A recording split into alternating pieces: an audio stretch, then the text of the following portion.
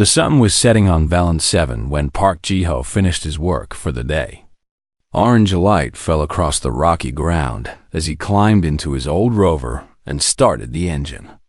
The machine coughed twice before coming to life. Ji-ho patted the dashboard like it was a tired horse. "Come on, old friend," he said. "Just get me home." Valen 7 was not a beautiful place. It was a mining moon, far from Earth, far from anything green or soft or alive. The colonists who lived here worked hard and dreamed of saving enough money to leave. Ji-ho had been here for 4 years. He fixed machines. He kept the water pumps running. He made sure the air filters worked. It was simple work, but someone had to do it. The rover moved slowly across the Badlands. This area was empty and dangerous. Strange storms came without warning. The ground could crack open and swallow a vehicle whole. Most people stayed away from the Badlands unless they had no choice. Ji-ho was taking a shortcut. He was tired and hungry. He wanted to get home, eat some instant noodles, and sleep for 10 hours. That was when his sensor beeped. Ji-ho looked at the small screen on his dashboard. Something was out there. Something big. The sensor said it was about 2 kilometers to the east, hidden in one of the deep ravines that cut through the landscape. He should have ignored it. He knew that. The smart thing was to report it to the colonial office and let someone else investigate. But Ji-ho had never been very good at walking away from problems. He turned the rover east. The ravine was deep and dark. Ji-ho had to leave his rover at the top and climb down on foot. His flashlight cut through the shadows as he moved carefully over the loose rocks. His boots slipped twice. His heart beat fast in his chest. At the bottom, he found the shuttle. It was a small ship, the kind used for short trips between moons. It had crashed hard. The front was completely destroyed, crushed against the ravine wall. Burn marks covered the metal hull. Whatever had happened fast. Ji-ho walked around the wreckage. He found the main door hanging open. He shined his light inside. 2 bodies. Ji-ho stopped breathing for a moment. He had seen dead people before. Life on a mining colony was dangerous. But these were not humans. They were Khazari. Everyone in the galaxy knew about the Khazari. They were one of the most feared species in known space. They looked like giant wolves, but with 6 legs and scales instead of fur. Their teeth could bite through metal. Their claws could cut through armor. They were territorial, aggressive, and incredibly dangerous. An adult Khazari could kill 10 armed soldiers without slowing down. Humans and Khazari had fought before. Not full wars, but ugly battles over planets and resources. Most species simply avoided Khazari space. It was easier than risking death. The 2 dead Khazari in the shuttle were adults. A mated pair, Ji-ho guessed. They must have been traveling when something went wrong with their ship. Maybe engine failure. Maybe a collision with space debris. Whatever the cause, they had crashed here and died on impact. Ji-ho knew he should leave. He should climb back up, get in his rover, and drive away. He should pretend he never saw this. If Khazari found out a human had been near their dead, they might consider it disrespect. They might come looking for revenge. But something made him hesitate. A sound. It was soft, barely louder than a whisper. A small, high-pitched cry coming from somewhere deeper in the shuttle. Ji-ho moved carefully past the bodies. He found a sealed compartment near the back of the ship. The door was dented but not broken. He pulled out his multi-tool and worked on the lock for several minutes until it finally clicked open. Inside, huddled together in the darkness, were 3 Khazari cubs. They were small, barely the size of large dogs. Their scales were still soft, not yet hardened like adult Khazari. Their eyes were huge and wet with fear. When Ji-ho's flashlight hit them, They cried out and pressed closer together. They were starving. Jiho could see their ribs through their thin scales. Their movements were weak and slow. They had been trapped in this compartment for days, maybe a week, without food, without water, waiting for parents who would never come back. Jiho stood very still. His mind raced through all the reasons he should walk away. They were Khazari, predators, killers. Even as cubs, they were dangerous. If he touched them, their instincts might make them attack. If he brought them to the colony, he would be arrested. If adult Khazari found out what he had done, they would hunt him across the galaxy. The smart thing was to leave them here. They would die soon anyway. It would be sad, but it was not his problem. He was just a maintenance worker. He fixed machines. He did not adopt alien predator babies. One of the cubs looked up at him. It was the smallest one. Its scales were a pale gray color. Its eyes were golden, like tiny suns. It opened its mouth and made a sound that was not a growl or a hiss. It was a cry, a desperate, lonely, frightened cry. It sounded like a child calling for its mother. Jiho closed his eyes. He thought about his own childhood. He thought about being small and scared and alone. He thought about all the times someone had helped him when they did not have to. "I am going to regret this," he said out loud. He knelt down slowly. The cubs watched him with wide eyes. He reached out his hand, palm up, showing he meant no harm. The smallest cub sniffed his fingers. Its tiny nose was cold and wet. Then, very slowly, it pressed its head against his palm. Jiho felt something break inside his chest. Something he had kept locked away for a long time. "Okay," he whispered. "Okay, I have got you." He worked quickly after that. He found thermal blankets in his rover and wrapped each cub carefully. They were too weak to fight him. The largest one tried to growl, but it came out as a pathetic squeak. The middle one watched everything with curious eyes. The smallest one simply clung to Jiho's arm and refused to let go. He carried them up the ravine one by one. It took almost an hour. His arms burned and his legs shook. By the time all 3 cubs were safely in his rover, the stars had come out above. Velen 7. Jiho sat in the driver's seat and looked at the 3 bundles of blankets in the back. 6 golden eyes stared back at him. "What am I doing?" he asked them. No answer. Just another small, sad cry from the smallest cub. Jiho started the engine. "All right," he said. "Let us go home." The rover drove across the dark landscape. Behind them, the crash shuttle sat silent in its ravine, holding its secrets and its dead. Ahead, the lights of the colony glowed against the night sky. Park Jiho, maintenance engineer, orphan, lonely man on a lonely moon, drove toward home with 3 alien predator cubs in his back seat. He had no plan. He had no idea what he was doing. He only knew one thing for certain. He could not leave them to die alone in the dark. Some things were more important than being smart. Some things were more important than being safe. Sometimes being kind was the only thing that mattered. The first night was the hardest. Jiho lived in a small habitat unit on the edge of the colony. It had 2 rooms, a tiny kitchen, and a storage basement that he mostly used to keep old machine parts. The walls were thin. The heating system barely worked. It was not much, but it was his. He carried the cubs down to the basement and made a nest for them out of old blankets and cushions. They huddled together in the corner, watching him with those huge golden eyes. They were still too weak to move much. The smallest one was shaking badly.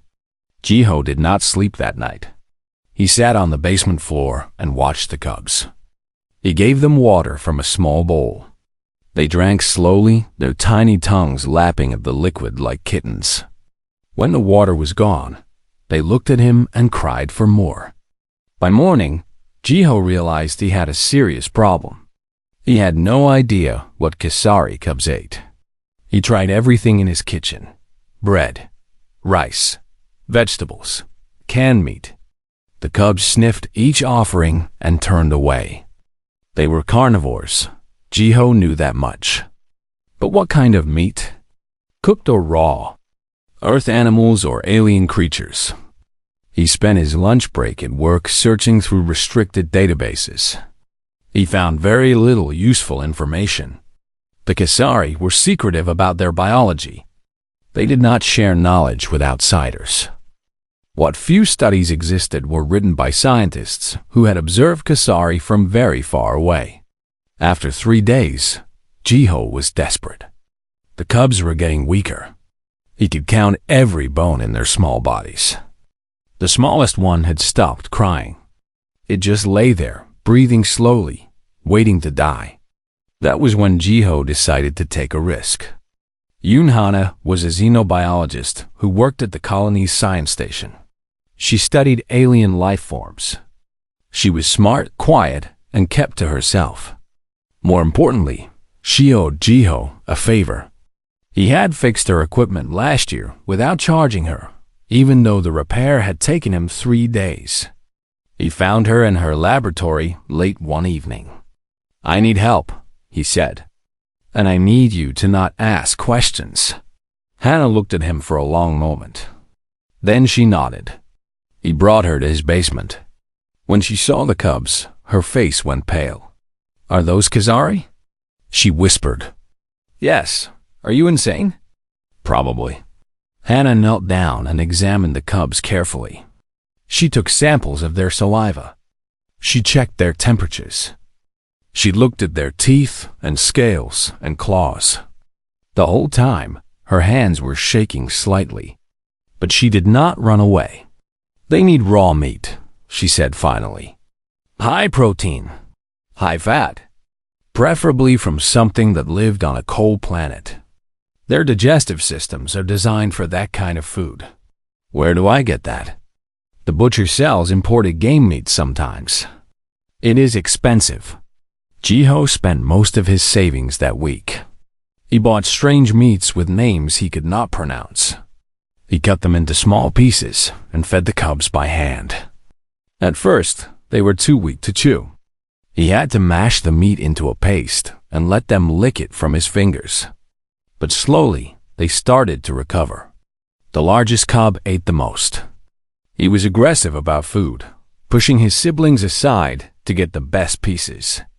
Jiho started calling him Jian, which meant strong. The middle cub was different. She was more interested in exploring than eating. She poked at everything with her nose, knocked things over, tried to figure out how they worked. Jiho named her Nari, which meant curiosity. The smallest cub was shy and gentle. He ate slowly, always making sure his siblings had enough first. He followed Jiho everywhere, pressing against his leg whenever he was scared. Jiho called him Dory, which meant two, because he felt like Jiho's little shadow. Weeks passed. The cubs grew stronger. Their scales began to harden. Their teeth grew longer and sharper. Jian could now growl loudly enough to be heard through the basement floor. Nari had figured out how to open the door latch with her nose. Dory had learned to recognize the sound of Jiho's footsteps and would run to greet him whenever he came home. Hana visited regularly to check on them. She brought medical supplies and advice. She never asked why Jiho had taken the cubs. She seemed to understand without being told. "You know what is happening, right?" she asked one evening, watching Dory curl up in Jiho's lap. "What do you mean?" "They are imprinting on you." Kasari cubs bond with their caregivers during a specific period of their development. Without their parents, they have no one else. So they are bonding with you. Jiho looked down at Dory. The small cub was purring softly, a rumbling sound that vibrated against Jiho's chest. "Is that bad?" "It is permanent," Hana said seriously. "Once a Kasari bonds with someone, the bond never breaks. They will see you as their parent. their pack leader, their family, for the rest of their lives. The rest of their lives? Kazari lived for about 200 years. Jiho was silent for a long moment. 200 years. He was 32. He would be long dead before these cubs reached old age. They will outlive me, he said quietly. Yes, and they will remember me? Even after I am gone? Kazari never forget their pack. Never. Jiho thought about that. He thought about being remembered, about mattering to someone, about leaving something behind in this cold, empty universe. Jian walked over and dropped a chewed-up piece of rubber at Jiho's feet. It was his favorite toy, made from scraps Jiho had found in his storage. The cub looked up at him with proud eyes, as if presenting a great gift. Thank you, Jian, Jiho said softly. He picked up the disgusting wet piece of rubber and pretended to admire it. Jian wagged his tail so hard, his whole body shook. Nari was across the room, trying to figure out how a broken radio worked. She had taken it apart completely and was now staring at the pieces with intense concentration. Duri was still in Jiho's lap, sleeping peacefully, his small chest rising and falling with each breath. These were predators, killers, the most feared species in the galaxy. And they were his. I think I'm okay with that, Jiho said to Hana. She smiled sadly. I know you are. That is what worries me. But she kept coming back. She kept helping. She watched the cubs grow and change and become more attached to their human every day. And sometimes, late at night, when Jiho was too tired to notice, she would look at him with something like respect in her eyes. Because Yun Hana had studied many species in her career. She had seen many strange things, but she had never seen anything quite like this. A human who looked at monsters and saw children. A man who had nothing, giving everything. A simple act of kindness, growing into something no one had ever imagined possible. The cubs were getting bigger every day. Soon, they would be too big to hide. But for now, in this small basement, a strange new family was taking shape. And none of them knew how much the galaxy was about to change because of it. 6 months had passed since the night Jiho found the cubs in the crash shuttle. They were not small anymore. Jian stood as tall as Jiho's waist now. His scales had turned deep black, hard as stone. His growl could shake the walls. He had learned to control his strength, but everyone who saw him knew immediately that he could kill without effort. Nari was slightly smaller but faster.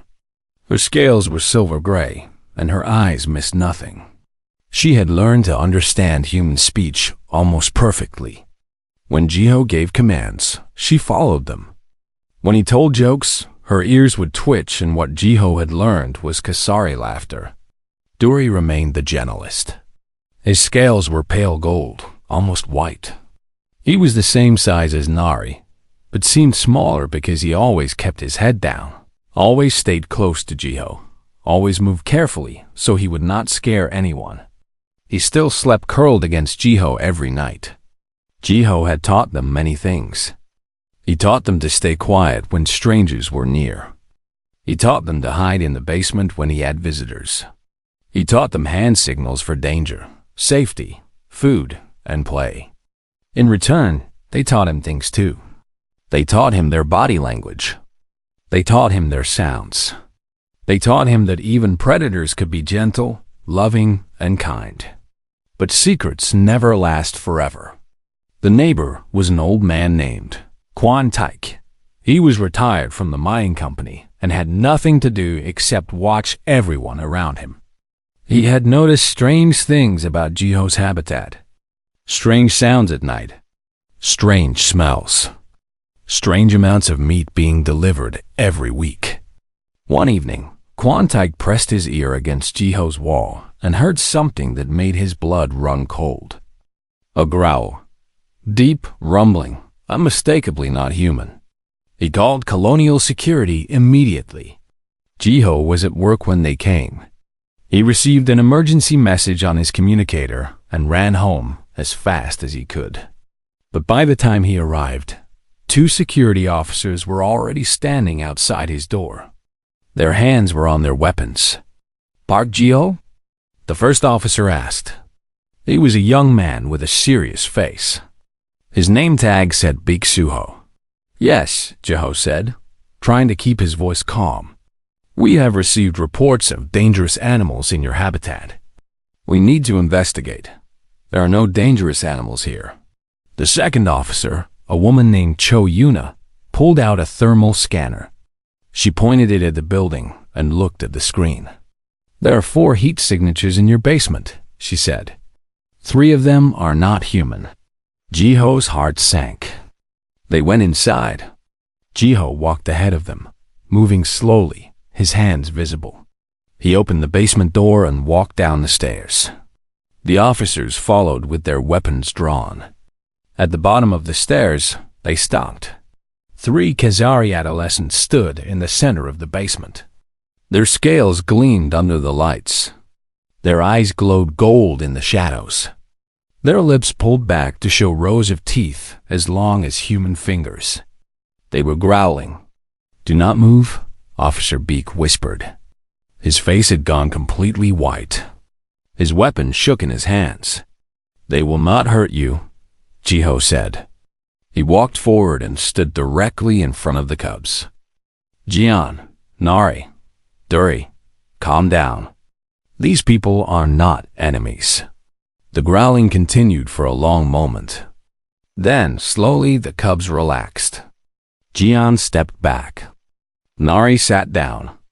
Duri moved to stand beside Ji-ho, pressing against his leg. Officer Cho lowered her weapon slightly. "How is this possible?" she asked. "Khazari do not obey humans. They do not live with humans. They kill humans. Not these ones," Ji-ho said simply. The standoff lasted 4 hours. More security officers arrived. Then scientists. Then government officials. The colonial governor herself, in G1, came to see what was happening. She was a tall woman with gray hair and cold eyes. She had governed Valen 7 for 15 years and had never seen anything like this. "Explain," she said to Ji-ho. So he explained. He told them about the crash, about finding the cubs, about the choice he made that night. He told them about Hana's help, about the feeding and the training and the bonding. He told them about imprinting. "They think I am their father," he said. "I am the only family they have." Governor Im was silent for a long time. Around her, officials whispered to each other. Scientists took notes. Security officers kept their weapons ready. "This is a serious problem," the governor said finally. "Khazari are protected under Galactic Union law. We cannot kill them, but we also cannot allow unlicensed predator species in a human settlement. It is too dangerous." "They are not dangerous," Ji-ho said. "Not to anyone who does not threaten me." "That is exactly the problem." Governor Im stepped closer. Her eyes were hard. "What happens when someone accidentally scares you? What happens when these creatures decide someone is a threat?" "They are apex predators, Mr. Park. Their instinct is to kill. Their instinct is to protect their pack. I am their pack. As long as no one hurts me, they will hurt no one. And you expect me to trust the safety of this entire colony to that?" Ji-ho had no answer. Governor Im crossed her arms. "Here is what is going to happen. You have 2 choices. First, you surrender these creatures to a Galactic Union wildlife facility. They will be taken to a preserve on a remote planet and cared for by professionals. You will face minor charges, but no prison time. And my second choice? You refuse, and I have you arrested for illegal possession of dangerous alien wildlife. The creatures will be taken by force. You will spend years in prison, and there is no guarantee the removal process will not result in casualties. Theirs or ours." Ji-ho looked at the cubs. Jian was watching the governor with narrow eyes. Nari was calculating something, her gaze moving between the exits. Dory was trembling slightly, but he stood firm beside Jiho. "They are not creatures," Jiho said quietly. "They are not wildlife. They are not things to be taken or surrendered." "Then what are they, Mr. Park?" Jiho took a deep breath. He thought about 6 months of sleepless nights. He thought about feeding them by hand when they were too weak to eat. He thought about Dory's purring and Nari's curiosity and Jian's fierce protectiveness. "They are my children," he said. "They are my family." The room went silent. Governor M stared at him. "You cannot be serious." "I have never been more serious about anything in my life. Mr. Park, they are aliens, predators. They are not human. I know what they are, and I know what I am to them. I am the one who stayed when everyone else left them to die. I am the one who fed them and protected them and loved them. In their eyes, in their hearts, I am their father, and I will not abandon them." Governor M shook her head slowly. "Then you leave me no choice. You are under arrest. Officers, take him into custody, and someone figure out how to safely remove those creatures." The officers moved forward, and Jian stepped in front of Jiho. The growl that came from his throat was not a warning. It was a promise. Every person in that basement understood exactly what would happen if anyone touched the human behind him. "Stop," Jiho said. "Jian, stop." The cub did not move. "Jian, I am asking you to stop. Please." Slowly, reluctantly, Jian stepped back. But his eyes never left the officers. His message was clear. "You can take him, but you will not survive it." Governor M looked at the scene before her. 3 young predators, willing to die for a human. A human, willing to go to prison for 3 aliens. "Everyone out," she said suddenly. "Give me the room. I need to think." The officials left. The scientists left. The officers left, though they did so reluctantly. Only Jiho and the cubs remained. Governor M looked at them for a long, long moment. "You have created an impossible situation, Mr. Park," she said quietly. "I know," Jiho replied. "I am sorry for the trouble, but I am not sorry for what I did." The governor said nothing more. She turned and walked up the stairs, leaving Jiho alone with his family. Outside, the colony buzzed with rumors and fear.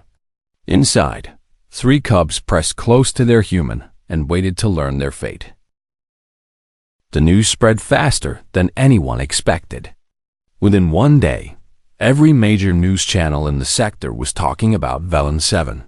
Within 2 days, the story had reached the core worlds. Within a week, it seemed like the entire galaxy knew about the human who had adopted 3 Kessari cubs. The reactions were as different as the species who gave them. Some humans called Jiho a hero. They said he proved that humanity's greatest strength was not technology or weapons, but compassion. They said he showed that humans could find common ground with any species, even the most dangerous ones. Other humans called him a fool. They said he had endangered the colony. They said he was putting everyone at risk for the sake of animals that would eventually turn on him. They said some creatures were simply too dangerous to love.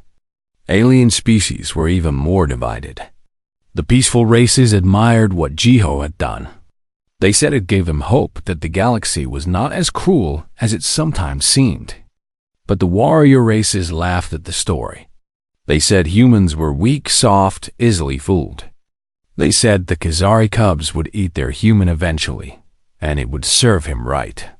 The Kessari themselves said nothing, until they did. It happened exactly 10 days after the discovery. Jiho was still under house arrest, confined to his habitat with the cubs. Security officers stood guard outside. Scientists came and went, studying the cubs from a safe distance. Governor M had delayed making a final decision, waiting for guidance from the Galactic Union. Then, without warning, 3 ships appeared in the sky above Velan 7. They were Kesari warships.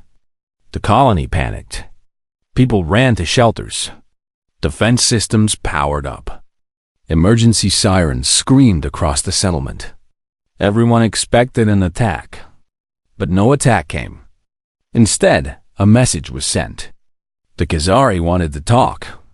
They wanted to talk to the human who had their children. Governor M came personally to get Jiho. She brought him to the Colonial Communications Center, a large room filled with screens and equipment. Dozens of officials stood around, their faces pale with fear. They asked for you specifically, the governor said. Her voice was carefully controlled, but Jiho could see her hands shaking. I do not know what they want. I do not know what will happen. But if you refuse to speak with them, they may take it as an insult. And if they take it as an insult, then those warships open fire and everyone on this moon dies. Jiho nodded slowly. Let me talk to them. The main screen flickered to life, and Jiho saw his first adult Kesari up close. She was enormous. Even sitting down, she filled the entire screen. Her scales were deep red, almost black, covered with scars from a lifetime of battles. Her eyes were ancient gold, the same color as the cub's eyes, but deeper, harder, filled with centuries of memories. This was Pack Mother Riva, matriarch of one of the most powerful Kesari clans. Her grandchildren were the cubs Jiho had found in the crash shuttle. Human, she said. Her voice was deep and rough, like stones grinding together. I know what you did. Jiho stood straight. He was terrified. Every instinct told him to run, to hide, to do anything except stand in front of this ancient predator. But he did not move. Then you know I meant no disrespect, he said. The cubs were dying. I could not leave them. You could have. Any other species would have. Even other humans. Maybe. But I'm not any other human. Pack Mother Riva studied him for a long moment. Behind her, Jiho could see other Kesari moving in the shadows.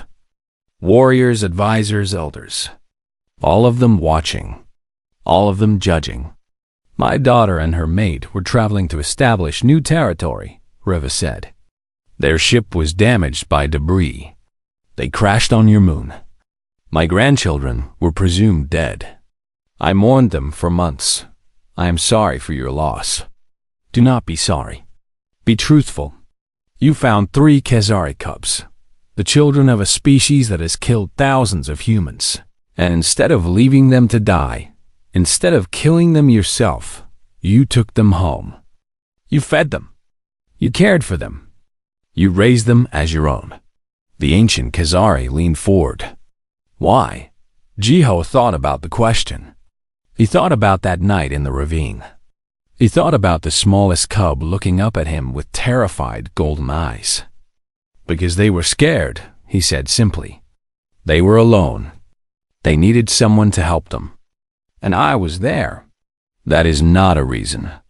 That is a description. It is the only reason I have. They needed help. I could give it. So I did. Riva was silent for a long time. The officials around Jiho shifted nervously. Everyone expected something terrible to happen. Everyone waited for the order to attack. Then Riva did something no one expected. She laughed. It was not a cruel laugh. It was not a mocking laugh. It was a genuine, surprised, almost delighted laugh. The sound of it echoed through the communications center like thunder. Incredible, she said. Absolutely incredible. My representatives went to your colony yesterday. They demanded my grandchildren be returned to us immediately. Do you know what happened? No. They refused to leave. They stood in front of you and refused to move. They threatened my own representatives to protect a human. Riva shook her massive head. I have lived for 300 years. I have seen many strange things. But I have never seen Kesari choose an outsider over their own blood. Jiho felt something warm bloom in his chest. Pride, love, relief. "They are good children," he said quietly.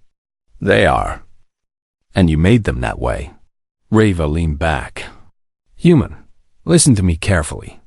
Among my people, there is nothing more sacred than the bond of pack. Those who raise our young, those who protect them, those who teach them to be strong and kind and brave, they are honored above all others. I did not do it for honor. I know. That is why you deserve it." The ancient Khazari fixed him with her golden eyes. "My grandchildren have chosen you. They have bonded with you. They have made you their pack father. This choice cannot be undone. It cannot be denied. By our law, by our blood, by our sacred covenant, you are now Khazari." Jiho stared at her. "What? You are one of us now. The first outsider in our history. You have the protection of my clan. You have the rights of our people. Anyone who harms you harms us. Anyone who threatens you threatens us. You are family." The communication center was completely silent. Every person in the room stood frozen with shock. Governor M stepped forward. "Back, Mother, I do not understand. You are accepting him? You are not taking the cubs back? The cubs have made their choice. I will not dishonor that choice by forcing them to leave their father." Reva looked at Jiho with something that might have been respect. "Raise them well, human. Teach them your ways. Let them teach you ours. When they are grown, they may choose to visit our homeworld. But their home is with you now." "Thank you," Jiho said. His voice was shaking. "Thank you, Pack Mother. Do not thank me. Thank your own heart. It saw what we truly are when everyone else saw only monsters." Reva rose from her seat. "We will speak again, Pack Father. Until then, know that you are watched over. Know that you are protected. Know that you are remembered." The screen went dark. Governor M turned to look at Jiho. Her face was still pale, but now there was something else in her eyes. Wonder, confusion, amazement. "What just happened?" she asked. Jiho let out a long, shaky breath. He thought about the cubs waiting for him at home. He thought about the warships in the sky.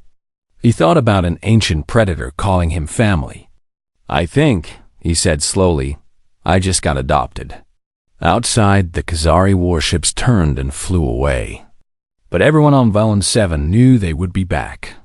Because somewhere on that small moon, one of their own was raising the next generation. And the galaxy would never be quite the same again. 1 year had passed since Pack Mother Reva's message changed everything. Jiho no longer lived in his small habitat on the edge of the colony. The colonial government had given him a larger home closer to the center of the settlement. It was not a reward exactly. It was practical. His children needed more space. And the colony needed to keep an eye on its most unusual family. The cubs were fully grown now. At least, they were as grown as 2-year-old Khazari could be. They would continue growing for another decade. But already they were impressive creatures. Jian stood nearly 2 meters tall at the shoulder. His black scales shone like polished armor. His claws could cut through metal. His growl could be heard from a kilometer away. He had appointed himself as Jiho's personal bodyguard and took the job very seriously. Whenever Jiho left the house, Jian walked beside him. Whenever strangers approached, Jian positioned himself between them and his father. He rarely spoke, but he did not need to. His presence said everything. Nari had become fascinated with human technology. She spent hours in Jiho's workshop, watching him repair machines, asking questions in her rough, growling voice.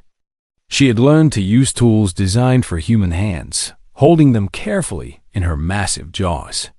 She was developing new designs, combining Khazari instincts with human engineering principles. Scientists from across the sector wanted to study her work. She allowed it as long as they showed proper respect. Dory was still the gentlest of the three. He had started volunteering at the colony's medical center. At first, the staff had been terrified of him, but they quickly learned that Dory had a gift. His presence calmed frightened patients. Children who would not stop crying fell asleep in his shadow. Adults facing terrible diagnoses found courage when he sat beside them. The doctors did not understand it. They just accepted it. Jiho watched his children grow and felt something he had never expected to feel: pride. The galaxy had changed around them. The story of the human who adopted Kasari cubs had spread to every corner of known space. Jiho received messages every day from strangers who wanted to thank him, meet him, or ask his advice. He ignored most of them. He was not comfortable with fame. He had only done what seemed right at the time. But some changes were impossible to ignore. Human-Khazari relations had transformed completely. Before Jiho, the two species had been enemies. Not officially at war, but close to it. After Jiho, everything was different. Pack Mother Riva had declared humans under the protection of her clan. Other Khazari clans had followed her example. Trade agreements were signed. Borders were opened. For the first time in history, humans and Khazari were working together. Some people said Jiho had brought peace to the galaxy. He always shook his head when he heard that. "I did not bring peace," he would say. "I just raised 3 children. The rest happened on its own." But deep down, he knew it was not quite that simple. He had shown the galaxy something important. He had shown that kindness was possible even between enemies. He had shown that compassion could exist even in the darkest places. He had shown that the walls between species were not as solid as everyone believed. He had shown that love could grow anywhere, if someone was brave enough to plant the seed. The day of the anniversary celebration, Jiho woke up to find all 3 cubs piled on top of him. They had gotten too big for this years ago, but they did not care. Jian's massive head was on Jiho's chest. Nari was curled around his legs. Duri was pressed against his side, purring softly. "I cannot breathe," Jiho said. None of them moved. "I am serious. You are crushing me." Dori's purring got louder. Jiho laughed. It hurt his ribs, but he laughed anyway. Eventually, they let him up. Hannah arrived with breakfast. She had become a permanent part of their lives, visiting almost every day, helping with research, making sure the cubs stayed healthy. She had written papers about their development that had made her famous in scientific circles. But she always said her favorite part was just watching them be a family. "You look tired," she said to Jiho as she set down plates of food. "I was used as a mattress again. You could tell them to sleep in their own room." Jiho looked at the 3 massive predators, now arguing over who got the biggest piece of meat. "No," he said. "I really could not." The celebration was held in the colony's main square. Governor M gave a speech about cooperation and understanding. Representatives from the Galactic Union talked about new treaties and agreements. A Khazari delegation, led by one of Reva's senior warriors, stood silently at the edge of the crowd, watching everything with ancient, knowing eyes. When it was Jiho's turn to speak, he stood at the podium and looked out at the hundreds of faces. Before him, humans, Khazari, other species he did not even recognize. He had prepared a speech. Hannah had helped him write it. It was full of important-sounding words about bridges between cultures and the power of compassion. He threw it away. "I am not good at speeches," he said. "I am an engineer. I fix things. That is all I know how to do." The crowd was silent. "A year ago, I found 3 children dying in a crash shuttle. I did not think about what species they were. I did not think about the politics or the history or the danger. I just saw children who needed help. So I helped them." He looked at Jian, standing tall at the edge of the stage, scanning the crowd for threats. He looked at Nari, already sketching something in a notebook she had somehow acquired. He looked at Dory, sitting quietly beside Hana, watching his father with soft golden eyes. People ask me why I did it. They want some complicated answer about understanding and diplomacy and changing the galaxy. But the truth is simple. They were scared. They were alone. They needed someone. And I was there. He paused. Being kind is not complicated. You just have to choose to do it. You have to look at someone different from you, someone who might even be dangerous, and decide that they deserve compassion anyway. That is all I did. That is all any of us can do. The crowd began to applaud. Jiho stepped away from the podium, embarrassed by the attention. Jian immediately moved to his side. Nari and Dory joined them a moment later. Good speech, Nari said in her rough voice. Short, I liked it. Thank you. I would have added more technical details about cross-species bonding mechanisms. Of course you would. Dory pressed his head against Jiho's hand. Father, he said quietly. It was one of the few human words he had learned to say clearly. Home now? Jiho smiled. Yes, let us go home. They walked through the colony together. The massive engineer and his 3 predator children. People stared. Some waved. Some stepped back nervously. But most just watched with wonder. At home, Jiho sat on his porch and watched the sun set over Velan 7. The cubs sprawled around him, exhausted from the day's excitement. The orange light painted everything gold. In the Kisari language, Hannah had told him there was no word for adoption. There was only Vethkan, which meant the one who stayed. Jiho had stayed. When everyone else would have walked away, he had stayed. And because of that, 3 lost cubs had found a father. 2 species had found peace. And 1 lonely man had found a family. He did not know what the future would bring. He did not know how long he would live or what would happen to his children after he was gone. He only knew that right now, in this moment, he was exactly where he belonged. Father, Dory said sleepily, tell us about the night you found us again. You have heard that story 100 times. Tell us again. So Jiho told them. He told them about the crashed shuttle and the dark ravine. He told them about the fear and the doubt and the moment he decided to stay anyway. He told them about carrying them up the hillside one by one. He told them about the drive home under the stars. And as he spoke, the 3 Kesari closed their eyes and listened to their father's voice. And they felt safe and loved and complete.